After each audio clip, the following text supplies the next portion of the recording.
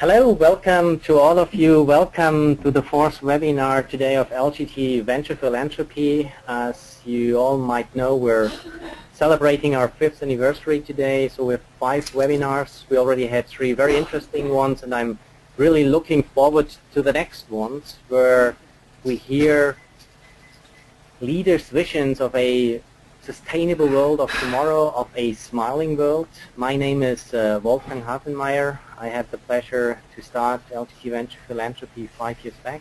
And I'm going to guide you through the next 90 minutes.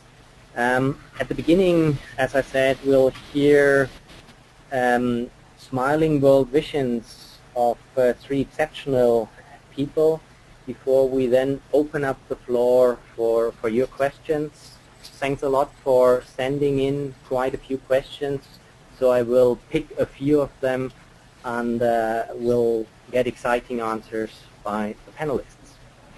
Without further ado, I'd like to hand over to Jacqueline Musitwa, partner of Voya Law Group, who is going to explain us from an African perspective, I think, what her view on or her vision of a smiling world looks like. Jacqueline, and I ask you... Hi, Wolfgang, can you hear me? Perfect. Okay, great. Thank you so much for having me today. It's definitely an honor. And as you said, I will be focusing on an African perspective for how I would like to see things in years to come. Above and beyond that, I would also like to say that even though there are lots of issues to deal with, part of my vision for a smiling world, or at least what I've chosen to focus on for myself, is mostly economics as well as policy. So I probably won't touch on other areas, but focus on those 2, and as I go on, you'll hear more about that. I chose the picture that I have of a pregnant lady with the map of Africa because I see tomorrow's future with lots of hope. I think that there's a lot of potential, and I think that Africa is at a very interesting stage in time. So no longer is it pre-colonial and post-colonial and all of those issues. We're at a time where Africa has learned enough lessons for itself and also has been able to see how the rest of the world is working, and it's definitely a good time to sit down and frame where we would like to go. I think the unfortunate part of African history is the element of decision-making and planning and creating missions has been lacking. And so in my vision for Africa, I definitely see this as the time where we are able to create, first of all, the blueprint, but then also follow up with that. And within following up with, the vision and the blueprint, I also see great potential for collaboration, not only amongst Africans, but everyone else around the world.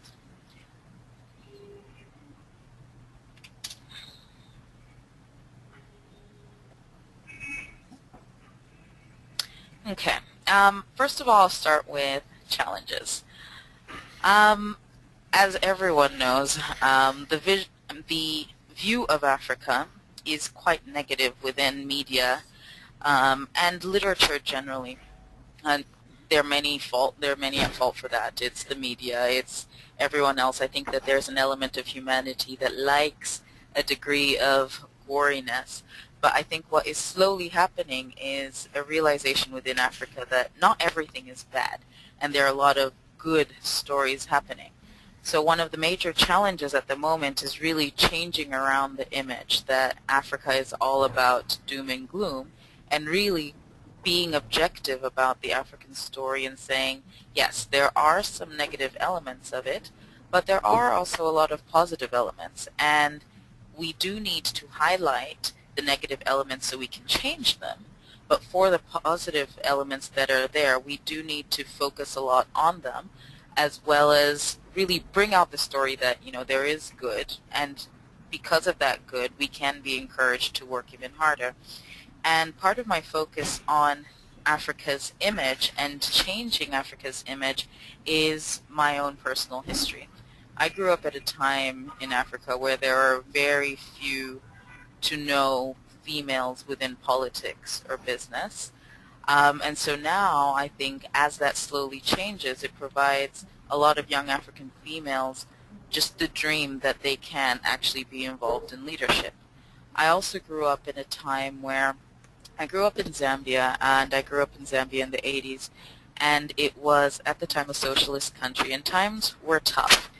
And so growing up, we would line up every Saturday to go buy food, and there just wasn't a lot. And we wondered, you know, here we are, one of the biggest copper producers on earth. Granted, the price of copper is low, but still there should be enough money coming into the country that schools shouldn't be dilapidated, hospitals shouldn't be dilapidated, roads and other infrastructure equally shouldn't be dilapidated.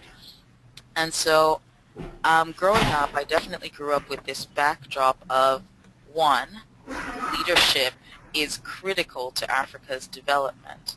Two, part of that leadership is ensuring that not only the current leadership is positive, but future leadership is nurtured and encouraged and motivated to follow in a positive light. Now, back to the leadership story and looking at the pictures that I have on the slide. The first one with the president eating the money, so to say, which says, "Mr. President, I thought all the millions of dollars were to educate us, fight AIDS, and help our families water their crops," and a little skinny man in the corner is unfortunately the reality of leadership in a lot of African countries. It's the case that leaders get foreign aid, leaders get investment money, leaders get whatever money is coming into the country, and rather than investing it and really using it for the benefit of the people, it is instead, as you can see, Swiss bank account, it is sent to foreign accounts, it is used unwisely personally by their families, and their cronies and whoever supports them. So definitely corruption is a challenge. Lack of vision, or within that, selfishness, and looking at leadership from a perspective of it's our time to eat is definitely another problem. Lack of transparency and accountability are all within that problem. Another challenge that is currently being faced is that of natural resource management, which goes to the picture on top. And as everyone knows, Africa is very rich in natural resources, but somewhere along the way, Dutch disease came in, and there is this dependence that this is the only thing that will bring us prosperity. But the flip side of that is, even though a lot of money is coming in from that, it's not being wisely used. And also a lot of the investment terms that investors come in on are not very beneficial to governments. So part of the challenge that I see there is really working on government contracting and making government contracting more transparent, but also ensuring that any money received from natural resources is used for the best benefit of the country. I'll go to the picture in the corner, which is that of China in a cow, which is Africa, being milked by China, the figure of Uncle Sam, that is America or the West generally, in the back, very shocked, as the cow eats the investment.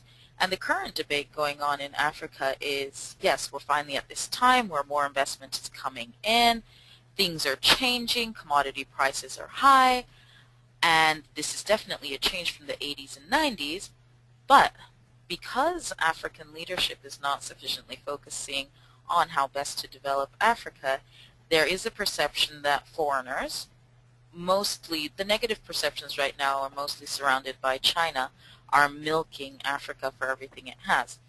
Now, the debates go two ways. Foreign investors say you need to have the requisite legal regime to deal with investment that comes in, and if you don't have it, then it's not our fault if you don't maximize profits. African governments are saying we don't have the capacity. So when you do come in, all we see is money, but we don't really understand what the contract terms are. So another great challenge I see is capacity, mostly at the government level. So even though there are, I think education is generally a problem, but above and beyond education for the masses, I think government contracting is a very important aspect of governance, and I don't think it's sufficiently being paid attention to and being realized as a way of really maximizing Africa's development potential. The last challenge I'll focus on is really Africa as the dumping ground. And this one doesn't tend to be discussed that often, but I think that in the future it'll become more of a challenge. There are a lot of second-hand products. There are a lot of low-grade products that are sent to the African market and that are sold for very cheap. From the African perspective, it's, yes, we finally have more goods than we've ever had, and as everyone touts this growing middle class, which I think is frankly a misnomer, and I think it's very dangerous to focus on only numbers when it comes to the middle class rather than looking at the totality of what is going on. But it is, anytime you need to sell anything that can't sell on in other markets, send it to Africa. In addition to anytime you have anything to to throw that is waste, send it to Africa, as has been seen in Ivory Coast with some of the commodities trading companies, the coast of Somalia, and what is alleged to be the reason for Somali pirates, which is their fishing waters were contaminated, so they ended up becoming pirates. That's neither here nor there, but all that to say that the challenge is really looking at Africa as a marketplace, not a marketplace where it's caveat emptor, which is buyer beware, but a marketplace where goods of goods of good quality can be sold. Now, after that doom and gloom, I will focus on what I see as my vision for Africa, and not only in the year 2027, but I think beyond that. Despite all of the issues, I think that it really boils down to two issues. And one that I've said before is good governance. I think that the focus at this point in Africa really is governance, not only at the political level, but governance as it relates to establishments broadly. That is the civil society as well as private enterprises. I think that within Africa, the focus on governments are very, very strong. Part of that is because of constitutional mandates. Part of that is because of individuals that have made political leadership very strong. And in essence, I don't have a problem at the moment with leaders who are strong-handed, for instance, as leaders like Melis was considered, because they really did focus more on the needs of their people than a lot of the so-called democratically elected leaders. So at the moment I'm looking into the future, what I would like to see is leaders that really put their people's interests first, leaders that really are servants to their people, leaders that do have a mission and that follow through with that mission, leaders with a set of values and strong values that others who they are leading are able to follow, and also whether the leader is there or not, they are able to follow that vision and those values to carry on for the good of the rest of society. I think that'll take time. I think that part of that is civic education. I think that a lot of civic education will be needed. I think a lot of it is really developing a sense of responsibility amongst Africans to say this is your continent, these are your countries, and you do need to do what is necessary to make sure that positive development comes your way. And at the moment, I think that that is what is lacking. And I do think that small steps can be taken now, as I said, starting with education to get to that point. The other vision that I would like to see is that of inclusion. As I said before, I focus more on the economics of Africa. My law firm basically represents small and medium-sized enterprises because we decided early on within the firm that the core of Africa's development is within enterprise, and even more it is within small and medium-sized enterprises, because they will be able now and in the future to really carry the burden of employing people, and understanding that within the African context, employment of one person equals feeding many, many mouths, educating many mouths, providing health care to many mouths. We decided that the best way to promote economic development was really to focus on small and medium-sized enterprises that had the ability to scale up, and that also had the ability to scale up to the point where they were either doing cross-border business or grew to a point where they could be listed on local stock exchanges. And so I think economic inclusion is very important, especially considering what happened within North Africa and the Middle East with the Arab Spring. I see that there's a lot of potential for similar people movements to move to sub-Saharan Africa if indeed economic wealth is not distributed. I'm not going to say equally, but if it's not distributed in ways that people are sufficiently satisfied. In the past few weeks, we've heard about, the killings in South Africa at the Marikana mine, and I don't think that is the end. I think that provided people are disgruntled, provided people are hungry and angry, they will revolt. And so I think that it's very important to focus on economic inclusion of people, and I do see, as economic statistics improve, there is evidence that people will be included within the economic system. My fear is that it's not happening fast enough. And so I think as part of the challenge we do face is to make sure that economic growth happens at a sufficiently fast rate, that not too many people are angry and hungry at the same time, but all the while also making sure that that communication between government and the people is made to say that you may not have this today, but based on the policies that we are implementing today, your children will be in a better world. Now, how do I see all of this happening? I see all of this happening in several ways. I'll start with ways that I see other people able to help with this mission, and then I'll move to what I'm personally doing. I really think that it takes one person to make a change, and I really think that if people identify their strengths as well as their passions and decide what to do, I think once they do that, that's the first step. The next thing is to create a strategy and act accordingly. The last step, I really think, is learning from mistakes and improving the process that they use, and I think that that's one area that we have not done well in. I think that mistakes are made, and unfortunately the same mistakes are made again and again.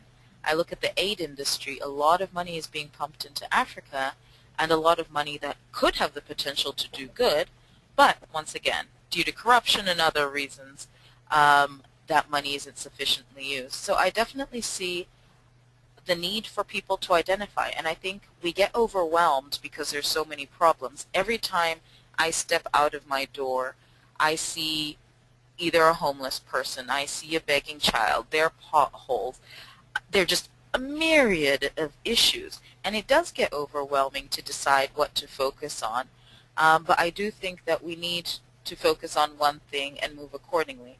I also think that in deciding, we need to also recognize who's working within the area that we focus on, and I think that everyone tends to gravitate towards what is sexy at the time.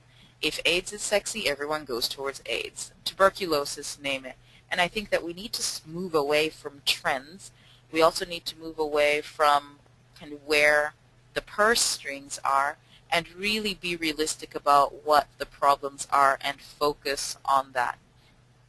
Now, what I would like to contribute, I think I've been very fortunate to have been educated around the world. I think I've been very fortunate to have traveled and had experience out of Africa that provides me the opportunity to learn from all of these experiences and take the lessons back. And I think the two things that I feel have been lacking, and I feel that I can sufficiently contribute towards my vision of a more economically inclusive and well-governed Africa, is values-based leadership as well as education. And education is I left it very broad because I think that it can go across the board, everything from academia to really just sitting down and talking to people and having the conversations and being frank about what is lacking. And I think that a lot of times in Africa we become very critical when outsiders tell us what's wrong, but I don't think we do sufficient introspection on what we think is wrong and really, talk about those issues. And so as part of education, I would like to continue talking to people, working with people in different spheres, and really exchanging ideas on how we can make the system better, but also presenting those ideas to current leadership, seeing how they react, and if they don't react positively, which I definitely have experienced, to then figure out what to do for the next steps. If current leadership isn't going to do it, the question is, what are we going to do to change it? And I'm very hopeful for my generation. I think that the next generation of African leaders will definitely be much more responsible, much more accountable, and pay much more attention to the needs of the people, because we have had the opportunity to see different political systems. We know the different problems. And also I think that at the moment we definitely have the good of Africa much more at heart than our own pockets and what we could benefit from leadership. That's all I have to say. Well, thanks a lot, Jacqueline. That was a lot, and I think we'll have an opportunity later on for people to ask you questions and for you to answer a few more questions. For the beginning, I'd like to hear the visions of all our three participants. I think that gives us a good idea where all the three of you come from, what your ideas are about a positive world, a smiling world, and based on this I think it's easier to have the discussion.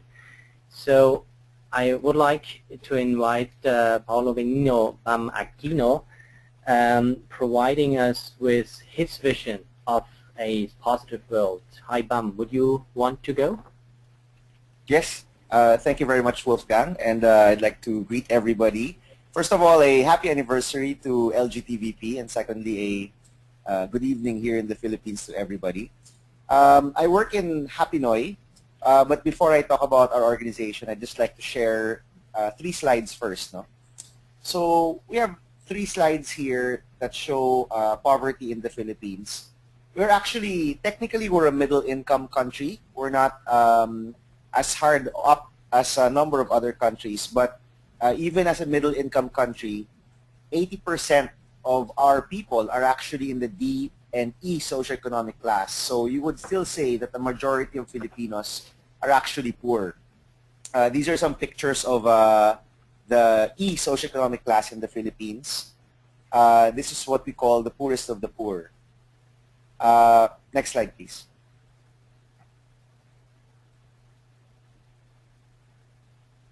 Even though with a lot of this poverty in the Philippines, we're known to be a very happy people. For those who have come here, you'll notice that even though Filipinos aren't well off materially, we like to smile a lot, we like to laugh a lot. We're very friendly to outsiders. And when we started our organization, we came across this Time article which said that Filipinos are some of the happiest people in the world.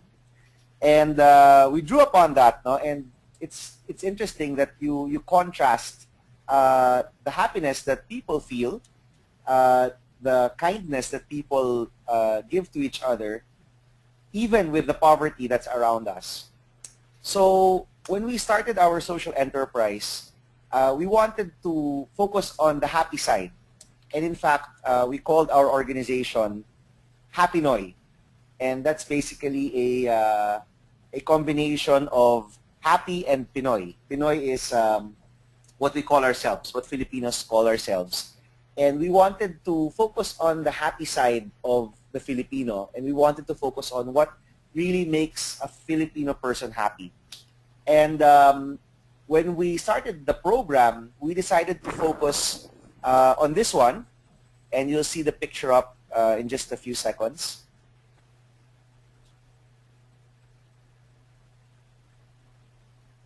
We can go to the next slide, Wolfgang. There you go. This is a sari-sari store. A sari-sari store is basically a mom-and-pop store. You'll see them in almost every corner of our country. In fact, there's about 1 million Filipinos who are who own sari-sari stores. And here you see another picture of a woman micro-entrepreneur, a sari-sari store owner. There are a lot of them. They're all over the place. And when we started the program, we just started to think about, what if we organized the women who ran these stores? What if we were able to unleash the power that they had, which they didn't know they had, and that would be unleashed basically by bringing them together, organizing them, and putting them under one program. We saw that by organizing the women and helping them with their businesses, we could actually bring them closer to companies that wanted to work with them. We could do a lot of work in terms of their capacity as store owners. And eventually, that journey led us to where we are now. So we started with 7 stores in 7 towns in the Philippines. And little by little, we grew from town to town, province to province. We're now in 14 provinces. And we continue organizing the women, bringing together these micro-entrepreneurs, helping them do business together and do business with other organizations as well. In some areas, they actually purchase together as a group. In all areas, we do train them, help them become better entrepreneurs, and in that process, unleash a certain happiness. And when LGT VP asked me to talk about a smiling world, I remembered all of the smiles that we come across with our Hapinoy nanays, or the Hapinoy mothers. They're not rich, no? And even if they are a year into the program, they're much better off, but you still wouldn't call them rich. And yet, there's always smiles all around. And the way that we thought, or why they actually are smiling, are a number of things. One is that we saw that because they were able to support their family better, they were definitely willing to smile more, because they were able to get more income for their families. They were able to send their kids to school, put food on the table, in some cases, maybe even earn more than their husbands. And that was the first reason for the smile. The second reason for the smile, I think, is because we do a lot of personal development work in Hapinoy. And what we do is that we combine the personal development side alongside the business skill side. So as they're learning how to become better entrepreneurs, they are also asked to change their mindsets about themselves, maybe through our modules, gain some confidence, and have that mindset where they can really succeed as business owners. So I think the second reason why they smile is because they feel better about themselves and they see that they can actually succeed as business owners. Most of the women that we work with are actually borrowers of our microfinance partners or members of cooperatives. So when they begin, they think, some of them think of themselves as borrowers of these big institutions. But we try to change that mindset from borrowers into full-fledged entrepreneurs. So that's probably the second reason why they smile, because they have a different outlook on themselves, their stores, and how they play a role in their families. The third reason why they smile is because when we group them together, that really unleashes a lot of team spirit, a lot of camaraderie, a lot of love and friendship. And because part of our model is that the women meet regularly and they talk with each other, they share best practices, we share best practices with them. In some cases, they even do business together. In some cases, they purchase together, and in some cases, they do programs with corporations together. So being part of that group, being part of a larger network that wants to support you, that wants to really make sure that you succeed, I think is the third reason why they smile. And when we go around, we see a lot of these smiles. We see a lot of this of this energy and of this happiness that we're able to really unleash. And that, can we go to the next slide, please, Wolfgang? And I think that really, basically, for me, talks about what type of smiling world I would like to see in 2027. And basically, for us, the way we've developed our program and the way that we see our role in the lives of our members is that we provide opportunities that many of them were not able to get or were not able to receive in their lives. No? A lot of the women that we help did not finish high school or only finished maybe at most high school. Very few of them went to college. Until microfinance came, they had very little access to capital. Until we came, they had very little access to the proper training for entrepreneurship or for building businesses. And it seems that in our country, the top 10% or the top 15%, actually I would even say maybe only the top 5%, has these opportunities to go to good schools, to attend webinars like this. And a lot of these opportunities were never really given to many of our countrymen, even if they are ready or they are willing to work, they are willing to give of themselves and really improve themselves. A lot of these opportunities were not given to them.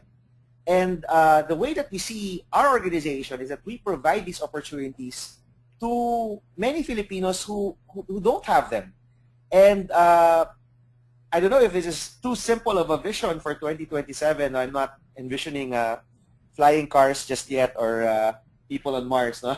It's a much simpler vision, which is basically you imagine or we imagine a country where there are so many opportunities for most of the people or for all of the people in that country, or at least in the Philippines in our case, where if a woman wants to do business, she has access to financing, she has access to the right training, her products get to the market, she's able to link up to forward integrate and backward integrate if she needed to. She would have all of these opportunities that she can basically choose from and make do with and do her best at. No? And that's basically the smiling world that we envision, because in our own small way, we understand that our role is to provide these opportunities to our members. And these are just a few thousand, and there are millions and millions more. I think that if provided the right opportunities, they would actually do just as good as our Happy Noy members, or even better, if given the right opportunity to reach their potential, if given the right opportunity to actually do well with their families, with their lives, and with their businesses. So I'm going to end there and keep it short. But just to recap, our organization is all about smiles because we're Happy Noy. We're happy and Pinoy. So it's part of our mission to make sure that people are smiling. And the reason why they smile is because they're able to help their families. They are able to change the way that they look at themselves in a more positive light. They get that confidence and self-esteem. And third is that they smile because they're in a group that loves and cares for them. And all of this is connected to the opportunities that they're able to now see, as opposed to in the past when there were no opportunities or very, very few opportunities that they could see that could actually get them to a better place.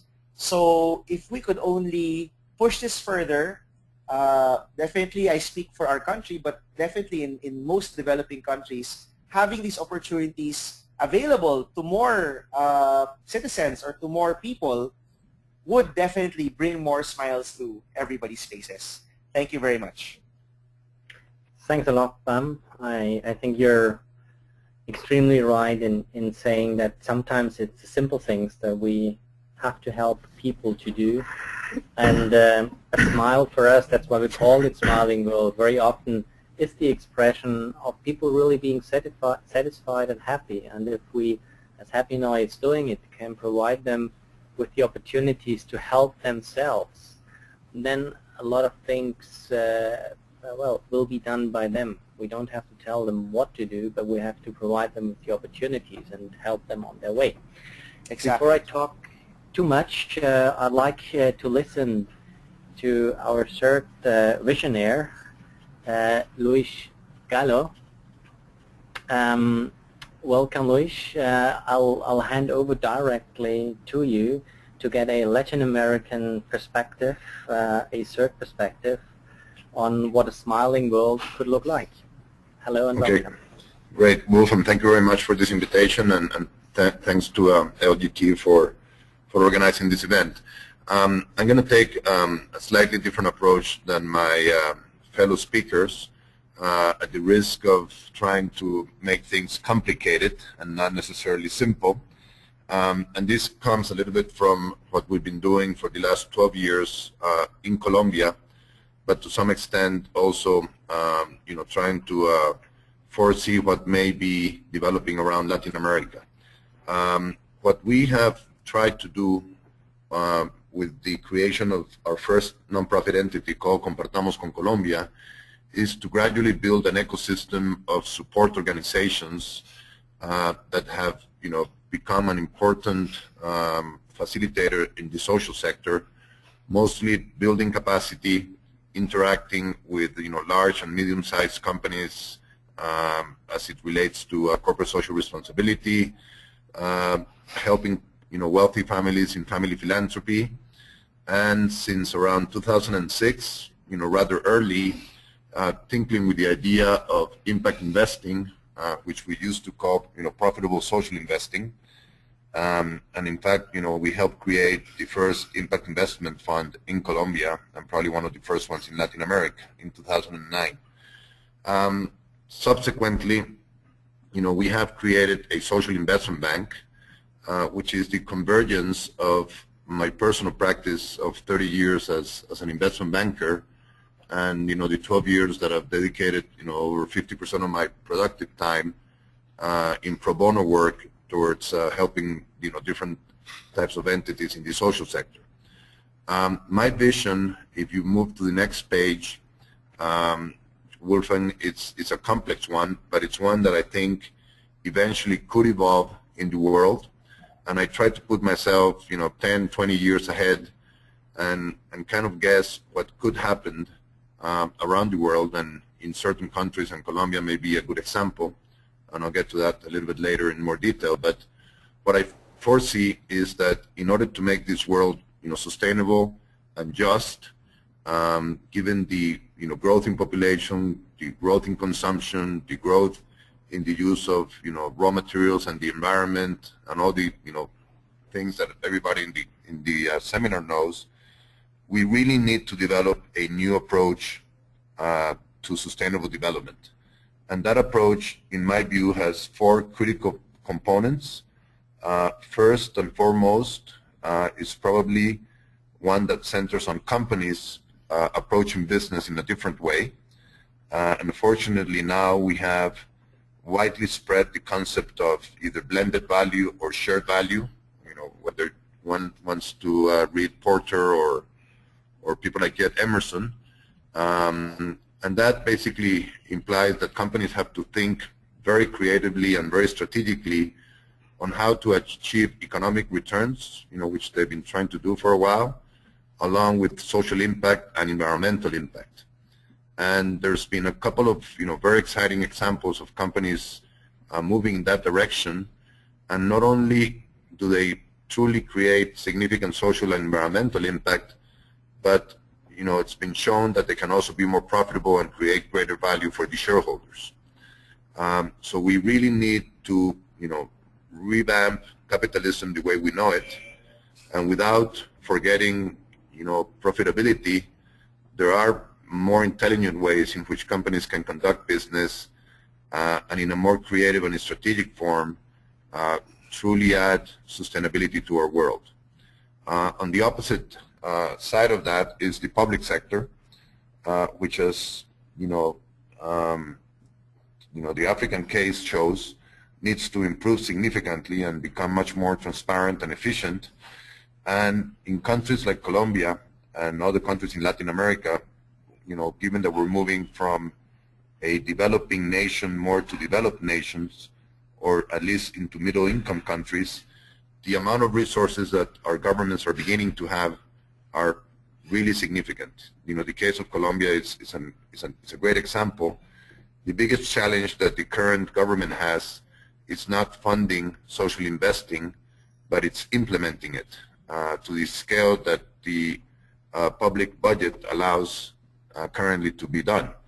And that's a huge challenge because, as someone said, it's much easier to make money than to give it away. And I would say that in public finance, it's much easier to tax people than to really invest that money efficiently and fairly among the lower part of the population. So I feel that governments need to find new ways of investing socially, and probably they need to find better ways of privatizing that investment, because history shows, governments are not necessarily that good at spending the money, although they have the monopoly of taxing and creating that money. And then on the right and left hand in dark blue, we have two very significant participants. On one hand is the nonprofit sector, NGOs, foundation, impact investment funds, and the like, in which we feel that in these last 10 to 12 years, the transformation has been, significant, moving from charity and assistantialism into strategic philanthropy, and now more recently into impact investing. I'm a very strong believer that impact investing, is the future of a lot of the social investing that will happen around the world for a number of reasons. In essence, the way that an entrepreneur thinks when he or she is giving away money versus the way an entrepreneur thinks and behaves when he or she is investing money. And there are many other quantitative and qualitative reasons for that model to be promising. And I also believe strongly that in order to reduce poverty and inequality, civil society at the base of the pyramid need to organize themselves better and more proactively in inclusive systems, be it through cooperatives or associations, especially in rural areas. And there's been already some exciting cases around Latin America in which this is beginning to happen at a bigger scale, and that also is going to be quite important. Complementary to that, you need much better and more transparent international cooperation. The African example is pitiful, but it's not that different in the rest of the world with respect to international cooperation, especially from the large countries like the U.S. Academia has to move much more deeply into researching and defining new interaction models. Multilateral agencies also need to reform themselves. That is beginning. The Inter-American Development Bank is looking at ways in which, with the private sector, a lot of its activity can be leveraged. And finally, I'm a believer that eventually we'll see the development of a social capital market similar to the current capital market with respect to businesses, and one in which donors and investors and impact investors will have a much better alternative of seeking the recipient entities that should get the funds, given that they are the ones able to generate the biggest impact. So this ecosystem, or this complex puzzle of players, I believe could be in existence in the next 10 or 20 years, observing the rate at which things have changed in the philanthropic world over the last 10 years. It's been amazing the speed at which our thinking and our interaction has evolved. And if bigger pressures come around the world, for social and environmental impact, I believe that it's not impossible to think that a system like this could develop. If we move to the next page, you asked me in preparation for this seminar, what are some of the key conditions that will be required for something like this to develop, if not regionally, perhaps even globally. And as any industry development or any sector development, you need for the group of participants in given sectors to find new strategies and processes whereby blended value and transformational impact can be achieved. And let me focus on that last concept. I'm a believer that in most of the efforts that I've seen in the social sector, while they are very respectable and admirable from, the point of view of effort and in some cases impact, they still tend to be quite small with respect to the problems that they attack or that they're trying to solve. And let me put it in this perspective. If you look around the world, there are multiple global companies present in 100, 200 countries even, and unfortunately, they're not truly global NGOs or foundations. Even the biggest, Bill and Melinda Gates Foundation, is perhaps present in 10 or 20 countries in a real way, even though they may spread their money around in a number of additional countries. But there's a huge gap between the way businesses have developed and covered the world versus the way nonprofits and foundations have done the same. And if you take any particular country, in the case of Colombia, there's truly not a national NGO that is present in most of the country. At best, in certain regions, even the biggest ones. So what I'm saying here is that if one is to facilitate transformational impact, that being processes and projects and strategies that truly change a country, things have to be done differently, and they have to be done at a much, much bigger scale and with a number of business principles applied to those initiatives, or else we'll continue to be full of very nice small social projects that make us feel good, but significant change is not going to come around. And let me put just two examples that we're seeing in Colombia. One is in social housing, and another one is in sustainable cattle ranching.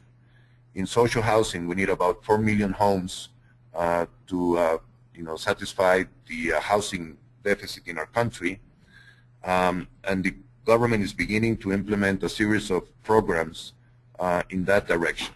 However, if private sector, construction companies, financial institutions, NGOs, and a number of other entities do not come together and work jointly, it's very unlikely that we'll achieve the scale that is necessary to not only resolve the deficit, but stop it from growing.